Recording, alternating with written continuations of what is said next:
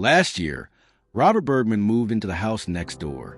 Rob was a tall man, topping out like 6 feet 5 inches, with a glum look and a shaggy gray beard. He wore loose-fitting clothes and flared black trousers. But the most noticeable thing was his limp. "Have you noticed that he always limps?" asked my friend Steve. "His right leg always seems to bulge a little more than the other." I tried to ignore it until one night. Welcome to Room 13, where every story hides a secret, a place where the unknown comes to life, and the eerie is all too real. Here, we uncover the chilling tales that lurk in the shadows. Steve had crashed in my room after drinking. We were woken by a deep bubbling sound, deafening like broth on a hob. We looked out the window and saw something in Robert Bergman's garden. It was tall, shaped like nothing earthly. It spun and shot at frightening speed towards Rob's house. I knew I wasn't crazy. Months later, I threw a house party while my parents were away. Steve got drunk and insulted Terry Roston. We didn't talk to Terry Roston. He was a bully who delighted in frightening people. Terry showed up hours after the party ended. He knocked Steve onto his back and began slamming his fist into Steve's face. I stood frozen, watching, but then Terry stopped. He heard what I heard, that familiar bubbling sound of bottomless depth.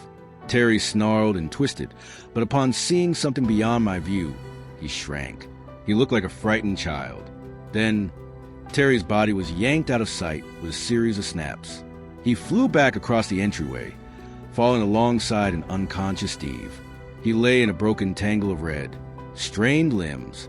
Then I saw it, a shadow wash across the wall. The floorboards creaked under unthinkable weight. From around the corner came an unclothed leg. But at the end of this alien appendage, rather than a foot, was a human hand. Into view came left and right legs of human proportions, 3 naked limbs moving like a macabre tripod. Human legs swung through the air, propelled forward by the bending third leg, which emerged from Rob's groin. It was Rob. The nude, 3-legged creature walked through my parents' hallway. "No!"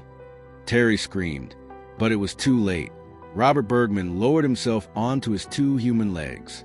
Then he lifted the third, the inexplicable limb protruding from his groin, and hammered it into the monster's face.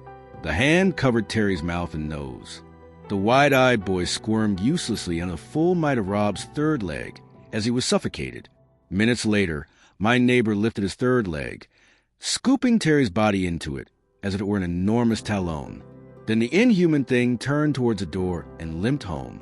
Before he left, he looked at me, a frozen teenager standing in his own piss puddle, with glistening gray pupils.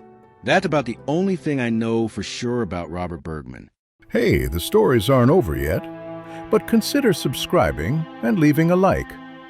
With a simple tap on the screen, you help our work a lot. Now, without further ado, let's move on to the next story.